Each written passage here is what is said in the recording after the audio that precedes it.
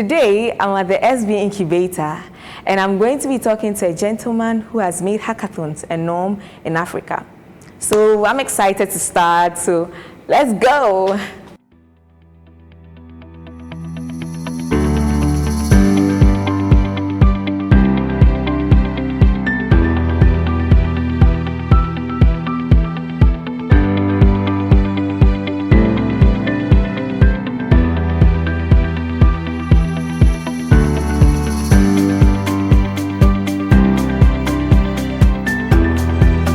Me, Foster Awintiti Akugri.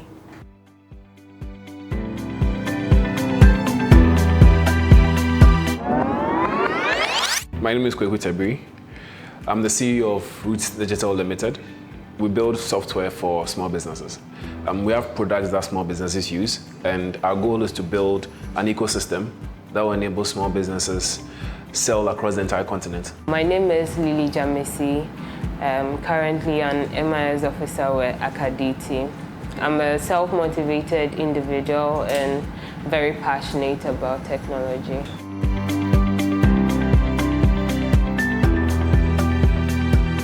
So Hacklab, I joined in 2016. That was in my third year of school. I found that like most of everybody else, at the time Hacklab was beginning, so I found out just like most of the people in school, word of mouth.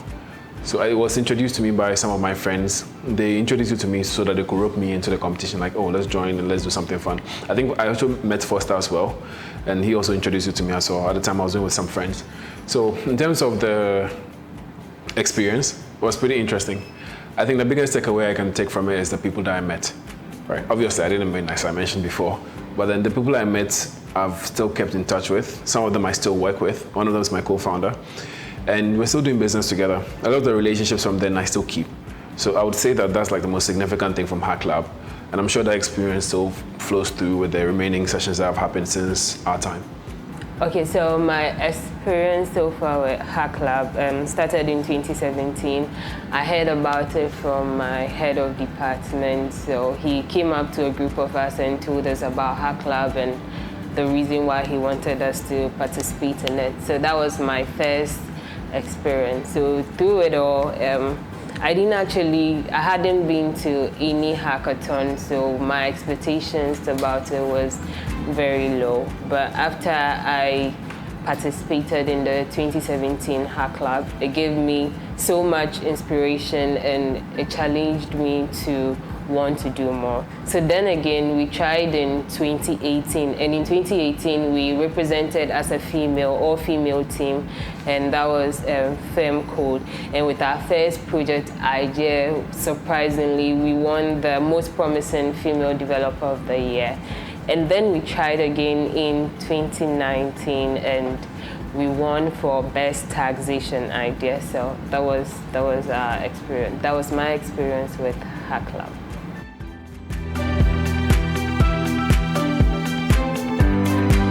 Okay, so I've been part of the Stanbic Bank Incubator since 2020, the early beginnings of 2020.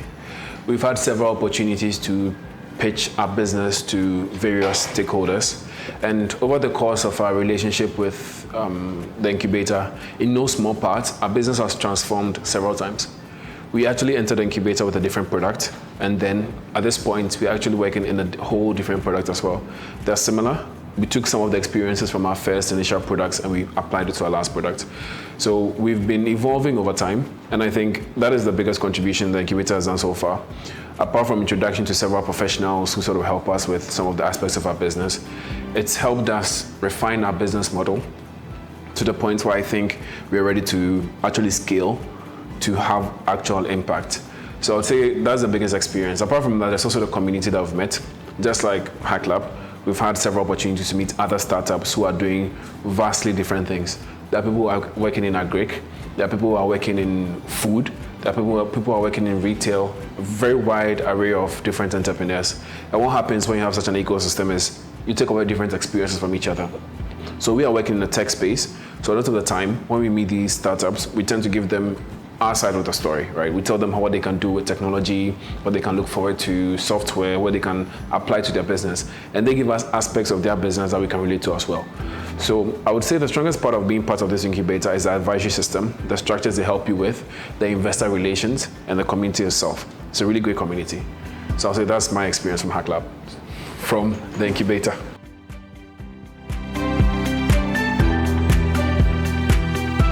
So throughout Hacklab, throughout the workshops and the speakers who come to speak to us, I've been able to get that confidence to pitch my business idea. And through that, I got the opportunity to train a group of people in Developers in Vogue in a business pitching summit.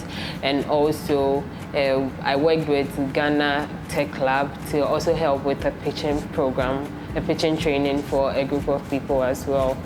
Through it all, I've been able to keep up with tech trends, because whatever tech is now changing the world, everything you do is basically on technology. So I've been keeping up with tech trends a lot. I've come up with more ideas, and actually interacting with people and going for these programs and hackathons opens your imagination wide to a lot of things that you wouldn't expect. And so I think that has been the progress.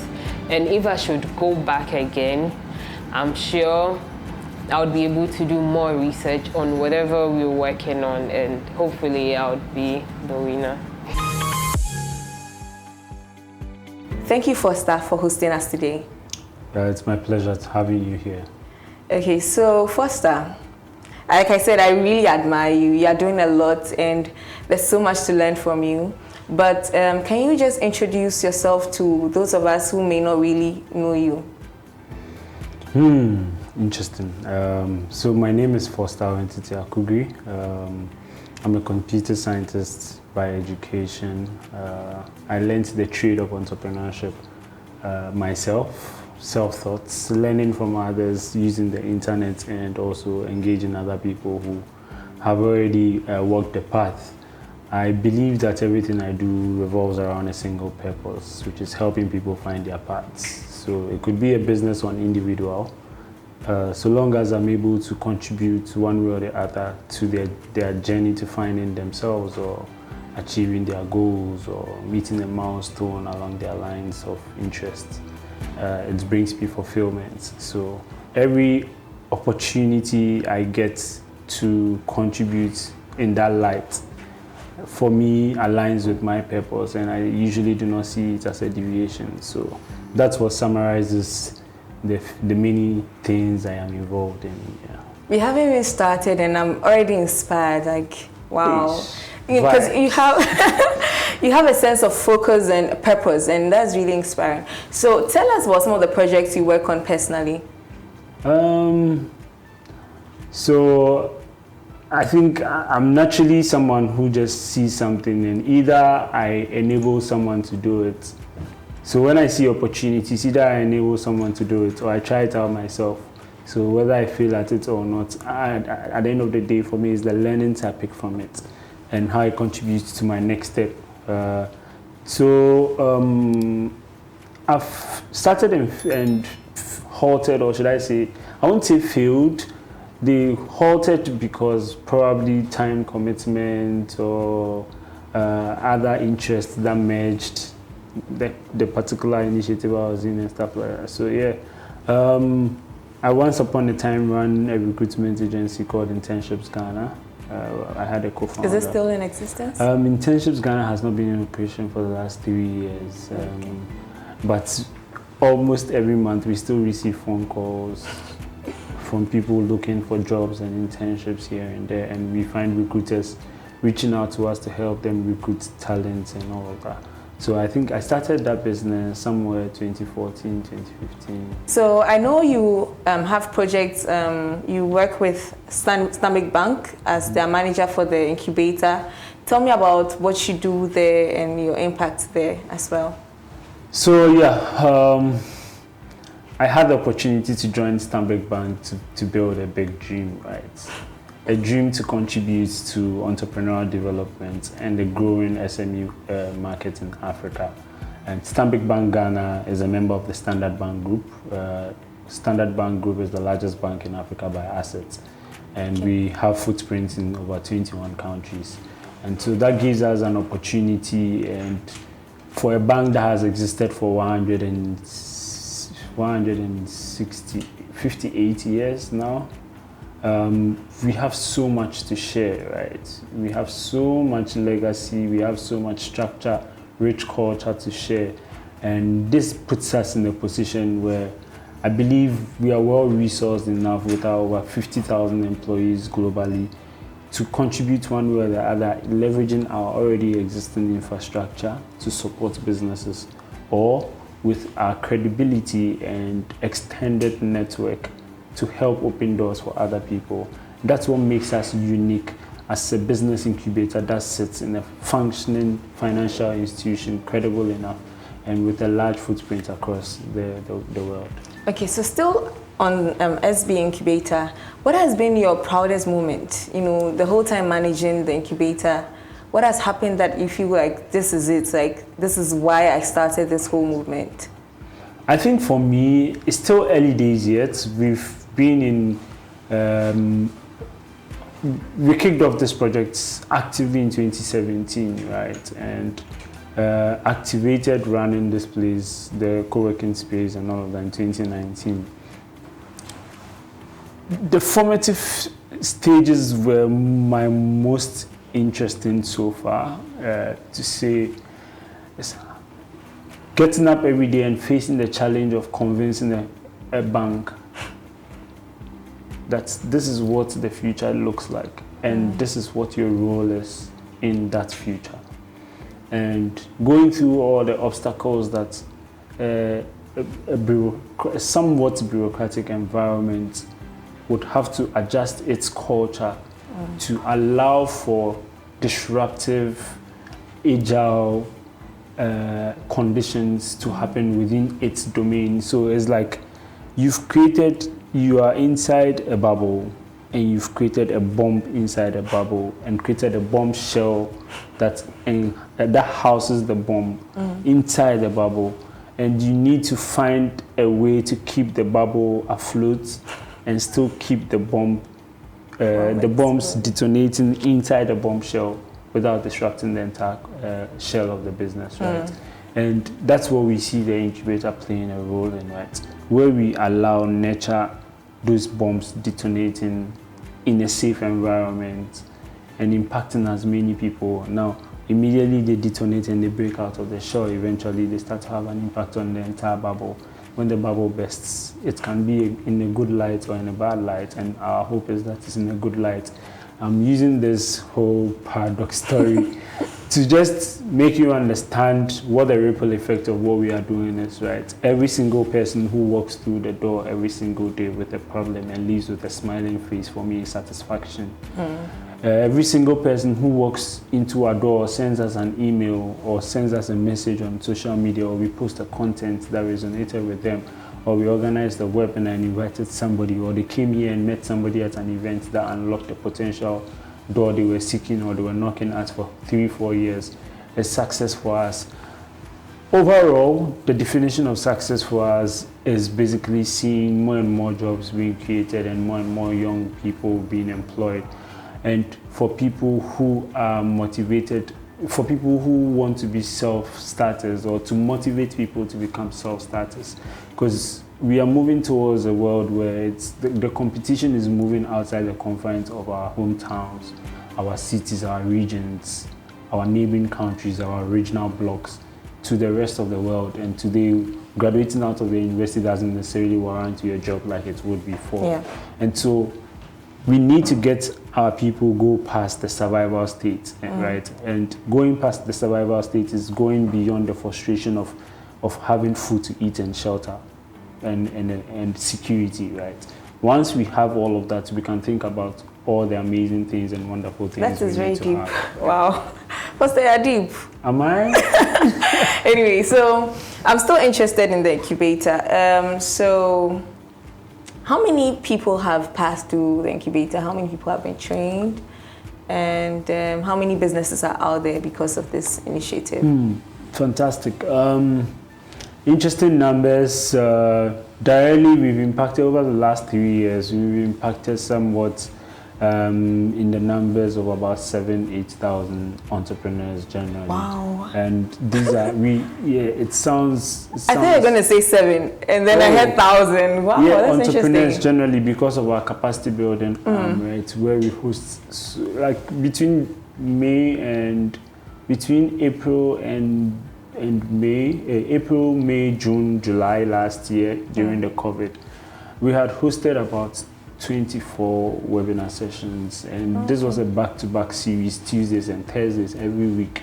Wow. For almost 2 hours, and it was focused on from getting your governance structure right as an entrepreneur, understanding the legal implications of saying, hey, my friend, I have an idea, let's do it together, and not putting in the right structures to make sure that you clearly understand both obligations and and the potential impacts in the near future, to go into markets, to understanding what fundraising looks like and what instruments are available for entrepreneurs and all of that.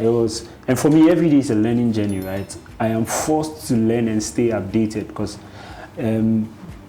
a container designed or a tank designed to keep water reserves and provide for when it is needed can only provide water when it has it, right? So if you don't keep filling it to the brim, the day you need it, you never find it. You never find anything in it.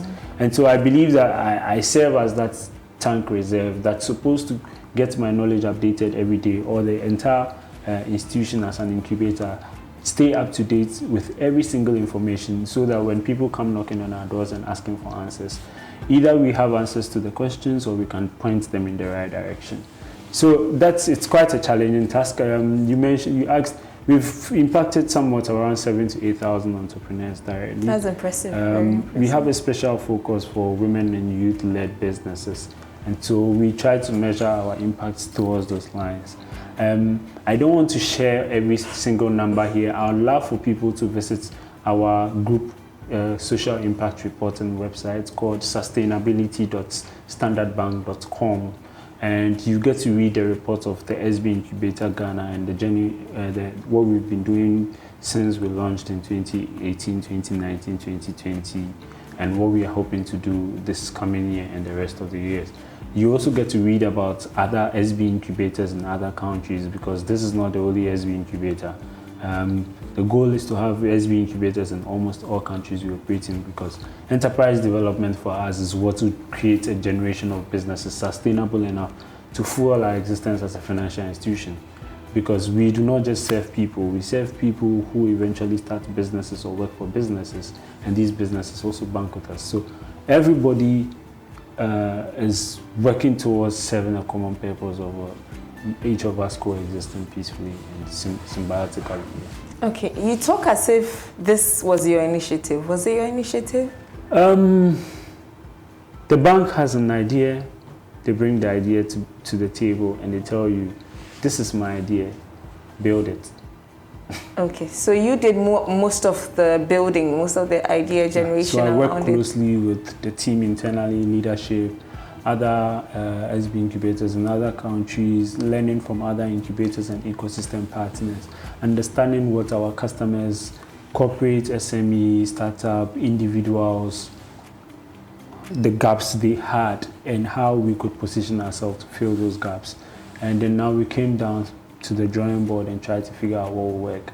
We are still in an evolutionary phase where we are learning every month on month, year on year, trying to fine-tune our model. And this year there's going to be a significant change in what our focus is and how we intend to operate, and also learning from COVID-19 last year what really matters to us, because it was Would you like to tell my audience what's in the pipeline? Unfortunately, this pipeline is still yet to burst. Oh, okay, so she waits. The pipe is very, very firm. There are no leakages in the pipe. So if you end up finding an infiltrator infiltrating the pipe before the pipe bursts out for everyone to hear, then fine. However, it's very positive. It's very forward-thinking. It's a very sustainable new business model that will be launching very soon. We have a new CEO, so it's a new dawn, right? Who is trying to stir new energy and improve on what the previous CEO has started, because this is the initiative of the CEO, actually, the previous CEO, Mr. Hassan Andani. He did this from the bottom of his heart and his love for young people and women and all of that. And anyone who knows him knows how passionate he is about wanting to support and giving back to growing a generation of people who would come back and build a greater nation. So Foster, tell us about Hacklab. Hacklab is like, should I say your flagship, your personal flagship kind of like project? I think it has gone beyond personal for me. There's now a team effort. There's a very big team that runs Hacklab now. We have around about 60-something team members who actively participate in making sure our projects are successful, our comms, opportunities and stuff like that are all moving forward. Everyone knows us by the hackathon we organize, but we have about 9 or 10 other initiatives. Oh, okay. That we run, yeah, and I like the way you reacted, because that's how everyone reacts. So we have a job placement program, right? Over the last 3 years, we've placed over 700 people in jobs. Wow. And these includes internships, national service, full-time, part-time, remote jobs. Last year, during the COVID, we started piloting our remote job placement program with about 9 developers who earn quite a good amount of money compared to some developers in Ghana. Interesting. We place them in jobs.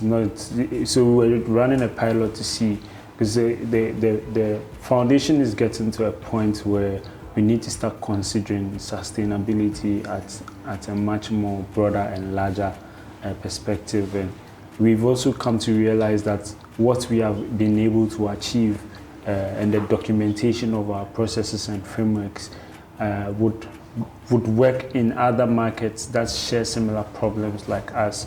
So it's made us redefine our focus from just sub-Saharan Africa with Ghana to start, which we have run in the last 5 years, to focusing on the global south, right?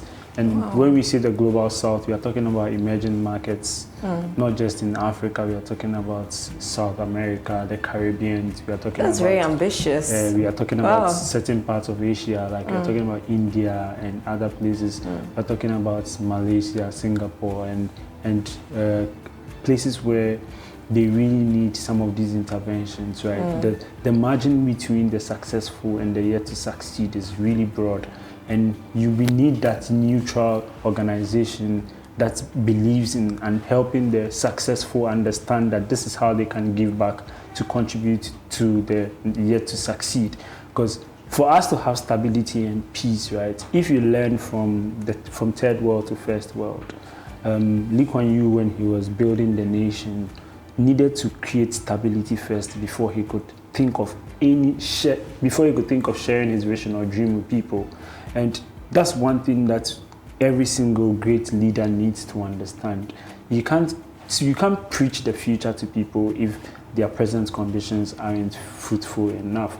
And if you sit at the position where you've never been in their shoes before, you can never think like them, you can never empathize like them, and they will never trust you enough to see from their point of view, because you just can't see it, right? So it's very, very important that an organization or a deliberate effort is created to bridge that gap as fast as possible, so that we can close this gap while the fourth industrial revolution is significantly disrupting most economies and markets. So the Hacklab Foundation today is not, 5 years ago I would have said this is my passion project. Today is a well-established institution with structures, with a governing a board of trustees, very able ones, and we have a large team. The vision, the mission, everything is becoming more, and our commitment is no more to maybe 500 people or 300 people. It's in the tens of thousands, right? Yeah. So I love what it has become today. We still are looking at what it will become in the future, but I'm very, very excited. We are expanding this year. Hopefully we'll be having Hacklab in Nigeria. We'll be having Hacklab in Zambia and maybe in Kenya, right? And interesting. So you're looking at spreading to West Africa? Yes, not West Africa. We are spreading across the sub-Saharan African region this year. And if you see how we are mapping out in very hot spots where tech is booming. Now, we are launching a decade of action strategy for the next 10 years with very ambitious goals, right? COVID made us understand that there's a very large marginalized group of people who couldn't afford education continuity when there was COVID.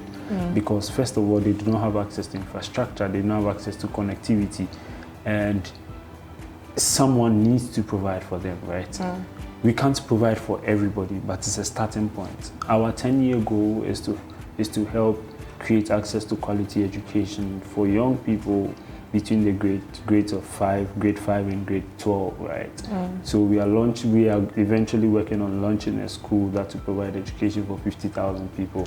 An online school? An online school that's going to be built on one of the large tech partners education programs, right? We are almost going to spill it, but it's still an ongoing conversation. But the business model is very simple, right? We run a developer recruitment program where we earn a certain margin which rolls back into the operations of the foundation. We are tying the educational, train a child, provide job for a teacher, and hire a developer at the same time. So for every one developer you hire, a portion of whatever they earn is contributing to training 3 children, providing education for 3 children. That means giving them access to a laptop and access to internet, and also training 2 teachers. Creating a job for 2 teachers to teach remotely, right? We churn out thousands of teachers annually in Ghana, but are not able to place them in schools, right? In areas where, so there's something called the teacher-pupil ratio. It's if you look at a recent report from 2018-2019 done by GAS in partnership with USAID, you realize that there's a very uneven distribution of teacher to student ratio across the country, especially in the northern belt, right? And in environments where conditions of schooling is very, very poor, no teacher wants to be placed there. So when they post them, they face the challenge of rejection. The teachers will rather go and look for another job than continue their profession. But these people are going to teacher training school to come and fill a gap that we already have, right? So our goal is to create that appealing environment to close the gap where, in as much as these people live in marginalized communities, there's a well-structured program that allows them to have access to top-notch education using Google Chromebooks, etc., and having access to internet through our internet partners. If it goes well in Ghana, so this 50,000 goal is not just in Ghana, right? We want to expand to about 7-8 countries in the next 10 years. And the goal is every year, if we want to train 50,000 students, give access to 50,000 students, we should be doing 5,000 students every year to reach that goal. We are also aiming to help about 30,000 people get access to jobs, right? And it's a very ambitious goal. That means creating access to 3,000 jobs every year. And we believe that every year through our annual Hacklab alone, we churn out about 120-something projects on an average, right? But very few of these see the light of day. So we are trying to work closely with Founders Institute Accra, and hopefully Founders Institute in the other countries that we may expand to and launch our program to become the anchor institution that picks the viable projects and puts them through a rigorous training. So our terms and conditions of participating in a hackathon moving forward is going to change. Where if you are getting into the program and you are getting into the winning stage, then you should know that you are committing to launching your venture. You get it. So if you are not ready to launch your venture, it may even affect the judge's decision on who really wins, because market readiness and the team's potential to start and run the business is also very important. I actually have a question on your new project, the whole the educational platform thing. Is it going to be tech-focused courses, or is it going to be general courses like a normal curriculum for students within that age group? Normal. So if they don't have their foundations right, they can't learn any other thing, right? So I believe in helping them build specialization right from onset. But it's important to give them the opportunity to know what exists in the world before they make a choice on what exactly they want to do, rather than skewing them towards a direction, right? And for the grade we are choosing, these are very sensitive formative stages of anyone's career, right? And having access to the right information is important. So our objective is to actually pick the curriculum and try to digitize as much of it as possible, or work with institutions that already do that, like eCampus, to make access to available these content for the people who would get access to the laptops and all that to be able to access. So it's like you are learning in school. You learn your math, your science, blah, blah, blah. But obviously, we have a bias towards technology, and so our extracurricular activities and a lot of opportunities will be geared towards that direction, because we need to churn out as many people. We launched the National Developer Census in October, right? Okay. And with the help of Twitter, Twitter is the one that sponsored the census. We are about to release the report in February, and the goal is to understand just Ghana? So or the Africa? first version is for Ghana only. Okay. We had about 300 sample size of data. Okay. And we are using this to conduct our analysis to understand what the demographics of the digital skills landscape is in Ghana and where the gaps really are. Because I believe that we've been going through this whole nuance of talking about a gap, but how much and how wide is that gap and what is needed to close that gap? So we want to, moving forward, create targeted interventions to close these gaps rather than just assuming that this is really the problem and not really tackling it. So you can't kill cancer by just flashing the body. You need to target the cells, because all the cells looks the same, except you need to be able to identify which cell is cancerous to cure it. That's basically what we want to do. Okay, there's something I like about what you're saying right now. You mentioned very big numbers, and people who influence people in big numbers are wealthy. Is that true? So it's like your level of influence. So if you happen to be a people billionaire, you happen to be a money billionaire. So if you happen to be a people millionaire, you happen to be. So your level of impact in terms of people translates to become wealth. Would you say that's true? There's a direct and indirect correlation. Different schools of thought will debate in different points of view. Because I'm saying that because of you, because your kind of influence, it means that you're probably in, I don't know, you're in thousands, so maybe. Well, so like I said, right, you can't give what you don't have. Right? I can't preach the gospel of success if I am not successful. And I can't teach you how to be successful if I don't know how to get there. It's like you meet a lot of these fake guys on Instagram teaching you how to grow your account to 100,000 when they have 5,000 followers. Why haven't you been able to do it for yourself, right? And so I believe that's why I put in a lot of effort for personal development, because if I am not up to task, I can't stand before you. What is my credibility? What is my moral right? What have I established and on what grounds? So I strongly believe that we need to be very, very realistic with what goals we set for ourselves, right?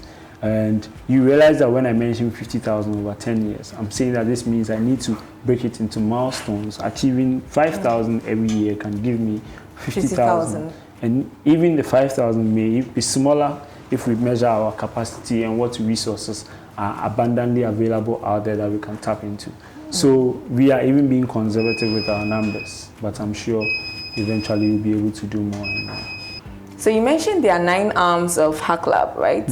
So can you take us, you didn't really take us, you just spoke about the new project, you spoke about the hackathon and a few others. So can you take us through all the 9 projects you're actually working on? So we have what we call the My IT Career Roadshow. Every year we used to tour, so last year we couldn't do it. The previous years we did. We even went to Whole Technical University with IBM to run a career program. So what we do is, we identify specific seasoned IT professionals who evolved maybe in the last 10 years from university till they now probably own their business or work in a firm.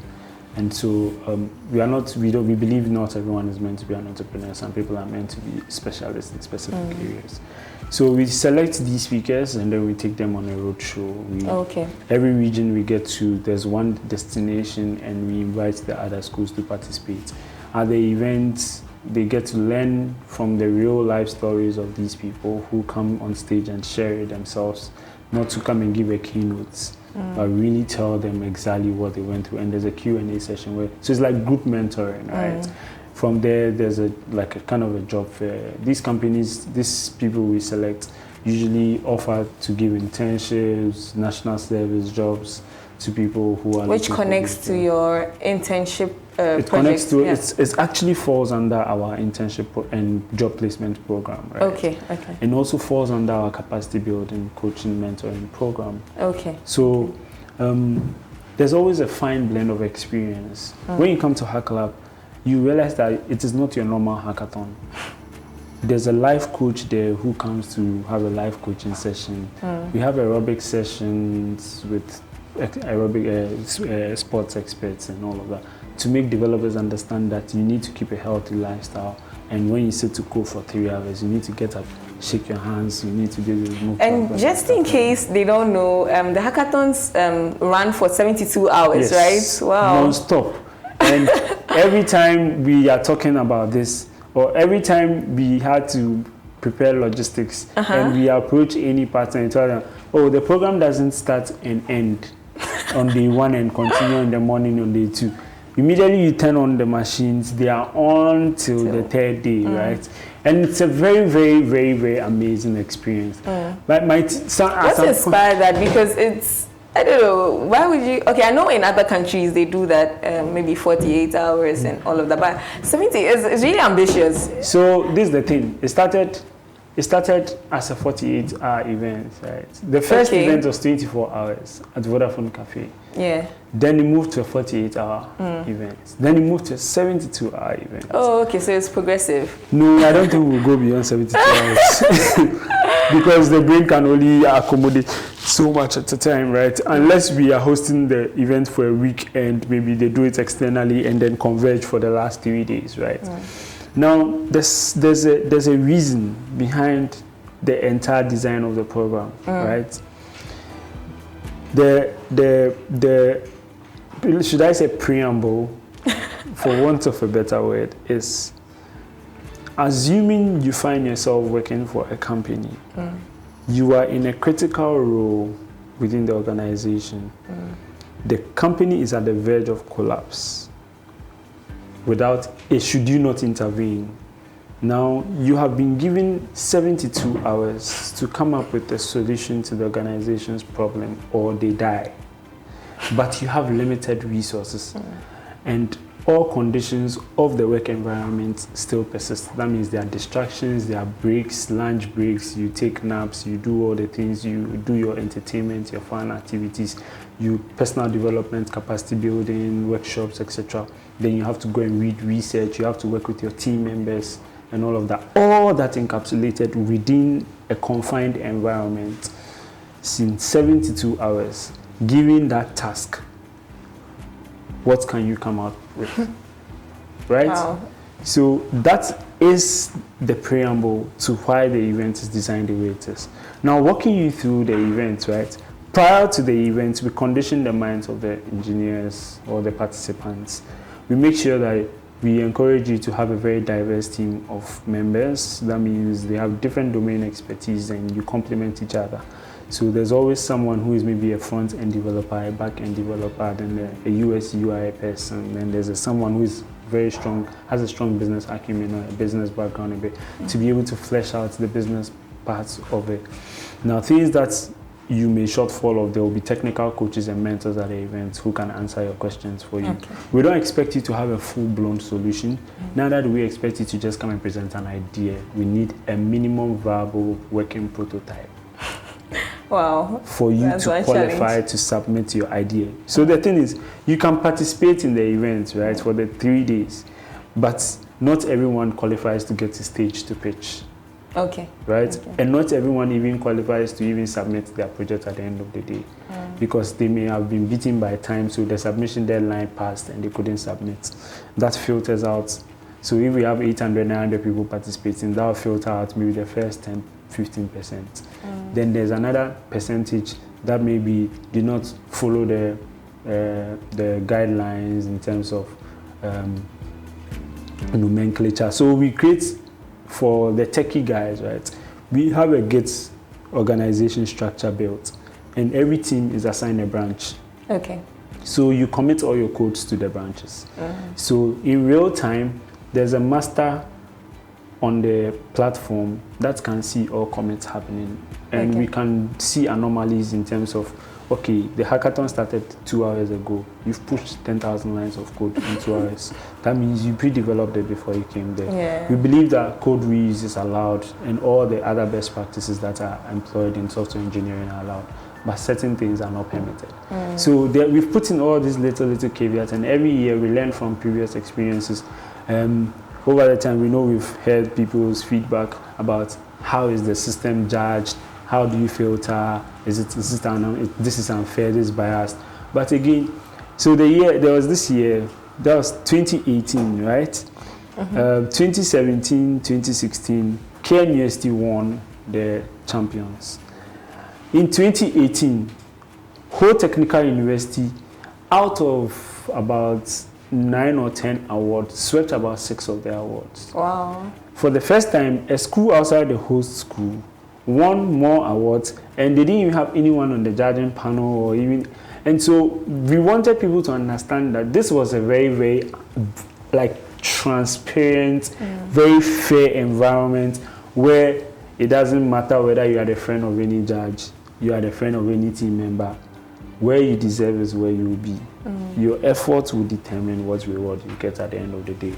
And so it's been a loving experience, and every year people are eager to come back, not to come in code, but because of the experience, the adrenaline. You see people sleeping at night and other people working, and it tells you that you have 24 hours, right? The clock is ticking. Whether you sleep, you wake up, you chat, you play games, it is dependent on you. But while you are doing that, there's someone in the same room that you can see, not even far away from you, not even behind the next door with a curtain, right in front of you, doing the work. And that person will come on stage and win the prize at the end of the day. And then there are recruiters who come to the events, right? So we believe that the old system of interviewing people may not work for software engineers or user experience designers, etc. You have to have a real-time experience of them hands-on. If you give them a task and they go and give it to their friend to code it for them, they still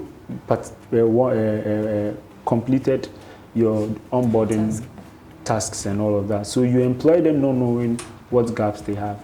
But at the event, you can keep an eye on the talent, keep going around, coming back to check on the team, and by the time the 3 days is up, you can tell the emotional intelligence of the person, you can tell the depth of knowledge the person has, you can tell his or her leadership skills. If they get on stage and they are presenting, you can tell their confidence and communication skills.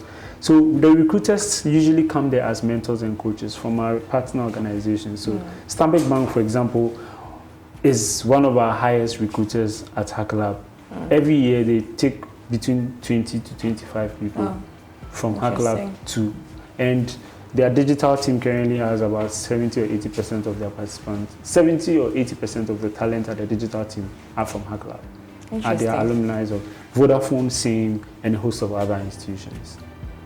Foster, you're really, really doing a lot, and it's inspiring. I know I've said inspiring like 10 times today, but yeah, so, this year, right, just when I thought you'd done everything, like you've done it all, you've seen Foster is everywhere making all the impact. This year I opened my Facebook, and then I saw growth with Titi. Wow, tell us about it. What's it all about? Yeah, I don't like when people have enough of me, so. Oh, okay. Anyway, I'm kidding. So the last 4 years, I had been actively trying to find something. I had been actively involved in Hacklab as my primary passion project, and I think it has gotten to a place where there's now a collective team with a collective shared vision and stuff like that. So shared energy, shared momentum, shared direction, and all of that. And I'm not leaving Hacklab. I'm still with Hacklab. But I'm making sure that my team is capable enough to lead affairs and all of that, so that I can take a little backbencher. But aside that, Hacklab has its primary objectives, and we want to stick to making sure that that vision is not adulterated in any way. So after my 4 years of actively running an incubator and supporting startups and SMEs, I came to realize that there are a number of things, common themes that are emerging out of my support, right, and the interactions I have with people every day. So Growth with TT is this new passion project of mine with a very, very basic objective to inspire innovation, right? And also grow a generation of responsible leaders, as well as connect opportunity seekers to opportunity givers. Under this program, there are a number of projects I intend to run, right? There's a podcast series called Growth with TT Podcast. There's a book club I am launching to get a lot more people reading the right things and understanding how to build pseudo theories that connect with each other, right? Because it's one thing to read, it's another thing to translate what you read into real life. So the purpose of that book club is to stir that style of thinking from what we read and sharing lessons and sharing how we apply these lessons. Then there's the Growth with TT Young Leaders Fellowship Program, which would come up maybe somewhere next year. The goal is to select 10 young leaders every year. They go through an entire fellowship program where they get to understand and build the type of leadership they aspire to be, the type of leaders they aspire to be, and a deliberate effort to put them into to create opportunities that actually stimulates their leadership potentials and all of that.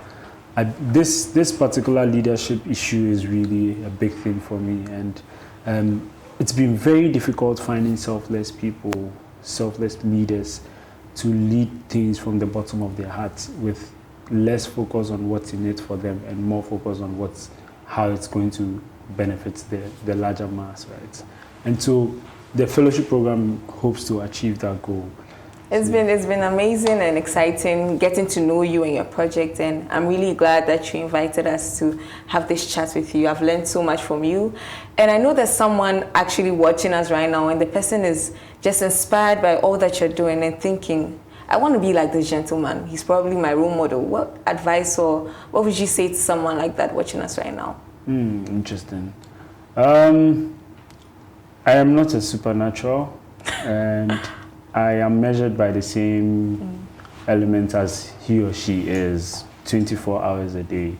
So it's not really about not having figured out what you want to do. Is about what you want to do per unit time. So taking it one step at a time is what will help you build that accumulated achievement or success that you define for yourself. So take your time management very, very serious, and while you dream, try to make sure and believe in yourself first before others, because if you can't inspire or motivate yourself, don't expect that to ripple into other people who are around you, because your energy is contagious and it determines how people would embrace you when you approach them for opportunities or for favors. So do take that into consideration, and I know you'll do great. So just be yourself. Thank you so much, Foster, for having us today. I've really been inspired by all that she said, and there's been Thai Conversations with Ida Padikuor Na-Tei.